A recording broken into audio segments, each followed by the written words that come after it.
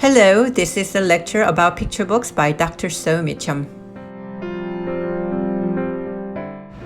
Picture book is a format of children's literature rather than a genre. There are picture books of any genre. So, among picture books, there are realistic fiction, historical fiction, biography, poetry, and so on.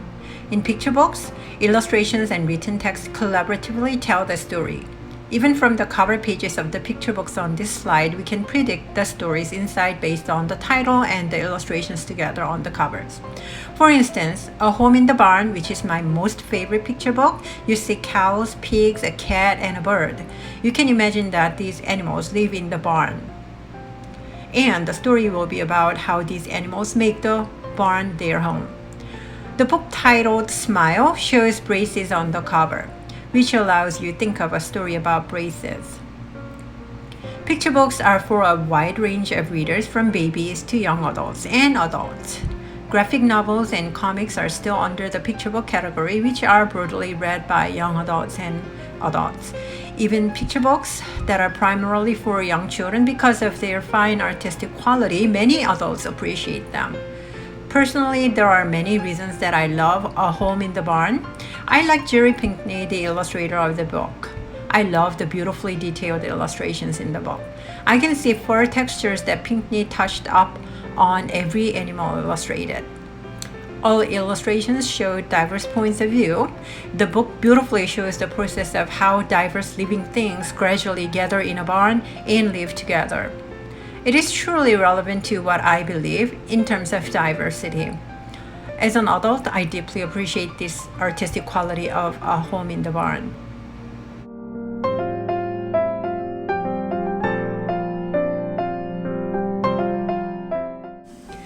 There are many different categories of picture books, as you can see on this slide.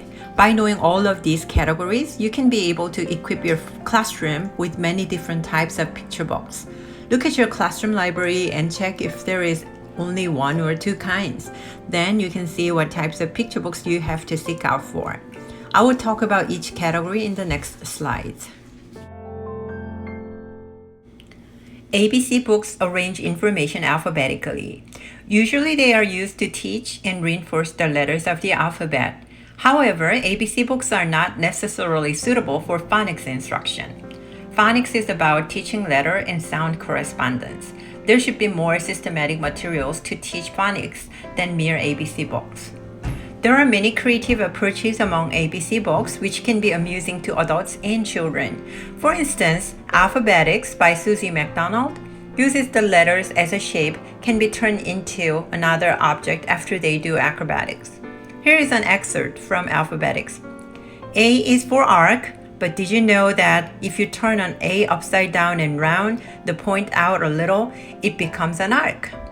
Look for other creative ABC books that you and your students may like. Your students also can enjoy creating their own ABC books. Counting books help children learn basic numbers and practice counting from 1 to 10. Not all counting books are amazing though. When you consider a counting book, see if the book provides variety and opportunities for fun discovery. See if the illustrations are detailed, organized, and predictable. There are many high-quality counting books that are entertaining and humorous. 1, 2, 3 to the Zoo arranges the content with different animals in the zoo. It goes like 1 elephant, 2 hippos, 3 giraffes, 4 lions, and so on.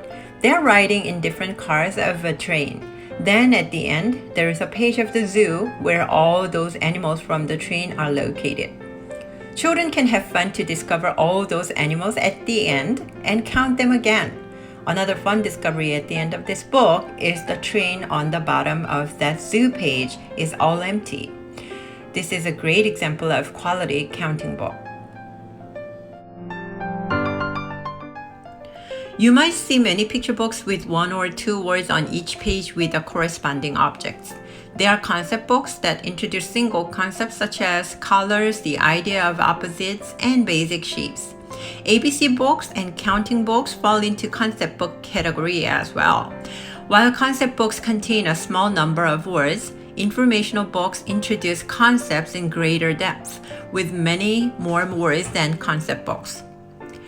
Freight Train by Donald Cruz show different cars of a train such as caboose, tank, hopper car, and steam engine. These cars have different colors like red, orange, yellow, blue, purple, and black. So the main concept that this book focuses on is freight train. And color is additional. We Are the Sheep is an informational book with the story of Negro League Baseball, written and illustrated by a famous children's book author-illustrator. It is a chapter book that describes the story in greater depth. Participation books involve children in a physical activity. The reader finds objects hidden in the illustrations like I Spy books. Books with the flaps and tabs that the reader can manipulate or with simple holes that the reader can poke can be participation books as well. In the book titled Peck, Peck, Peck by Lucy Cousins, a daddy woodpecker is teaching his child to peck a tree. Then whenever the child woodpecker pecks anything, there is a hole that the reader can poke with a finger. Each peach, pear, plum is an I Spy book. Each scene hides a fairy tale character such as Tom Thumb, Cinderella, and Jack and Jill. Then the reader is invited to find them. Engineered books are related to physical structures of them. They involve cutting, folding, or restructuring of the normal printed or illustrated page. Die cuts, pop-ups, pull tables, cardboard wheels, flaps are common features. There are engineered books that play music, make animal noises, create the sounds of a flushing toilet, and flashlights. Board books are mostly made out of thick cardboard with clear plasticized coatings to withstand baby's rough handling. Many times they are engineered, although they are less fragile than engineered books for older readers. Often board books contain little to no words with a single object per page like concept books. However, recently, regular format picture storybooks are also published in smaller board book form. Predictable books exhibit repeated language patterns, story patterns, or other familiar sequences. These patterns are often found in fairy tales and folk tales. Predictability helps emergent readers to enjoy the reading experience with less decoding challenges. For example, in Brown Bear, What Do You See? By Bill Martin Jr. and Eric Carle, the sentence in the title is repeated with a different animal in each scene. The text is very rhythmic, so children can easily follow it. While there are many predictable books among books for young children, not all of them exhibit high quality. Check if the book uses interesting words and invites children to chime in. The illustrations must be artistic and attractive to young children. Picture storybooks are usually longer than other picture books such as concept books and counting books. They have plots and events. This book titled Make Way for Ducklings by McCloskey is a perfect example.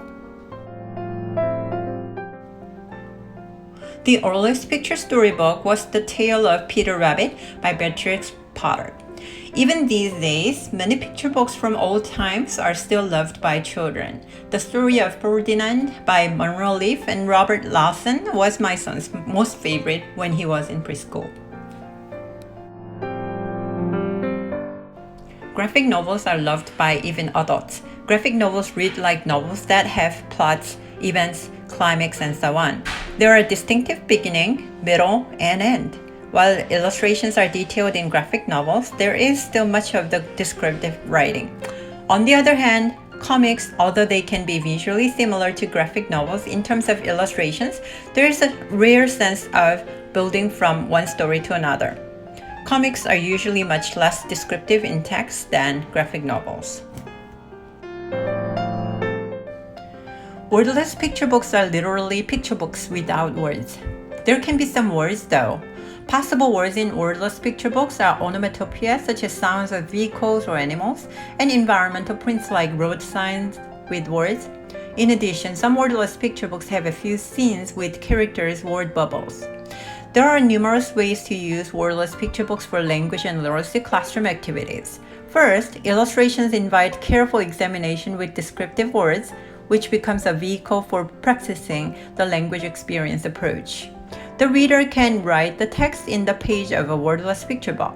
Therefore, a wordless picture book can be a tool of creative and meaningful writing experience.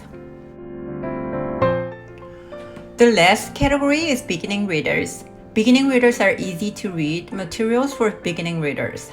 They are usually published as a set of multiple books from the lowest reading level to the highest. While beginning readers should be well written, many beginning readers follow the unnatural language patterns with overly controlled vocabulary. These days, some high-quality regular picture books are republished as a beginning reader format. For instance, The Very Quiet Cricket by Eric Carle is republished as a reader. In this case, the written text is quite high quality and the illustrations are quite the same. However, the design quality is somewhat downgraded. The original landscape format makes the cricket look larger and grabs more attention. And when the book is open, the whole scene with the left page and the right page together expands the horizon. This helps the reader to move their sights quite long from the left to the right, feeling the directionality of the cricket's journey. On the other hand, the beginning reader version is a portrait format, which loses the design effect for directionality. There are still many low-quality beginning readers in the market. Knowing some criteria for beginning readers can be helpful for teachers. Geisel Awards are given to authors and illustrators of high-quality beginning readers. Geisel is actually Dr. Seuss's middle name. Dr. Seuss is famous for quality beginning readers such as Cat in the Hat and Hop on Pop. On the cover page of Are You Ready to Play Outside with the Geisel Award, you can see the medal on which Dr. Seuss's face is engraved. Here are the Geisel Award criteria on this slide. The Geisel Award is annually given to the most distinguished American book for beginning readers published in English in the United States. As you can see in this slide, to be awarded with the Geisel Award, beginning readers need to meet several criteria beyond interesting subject matter, quality text, and illustrations. They apparently need to effectively teach emergent readers how to read with well-controlled text and the illustrations for their progress. The Caldecott Award is actually the most prestigious award for picture book illustrators in the United States.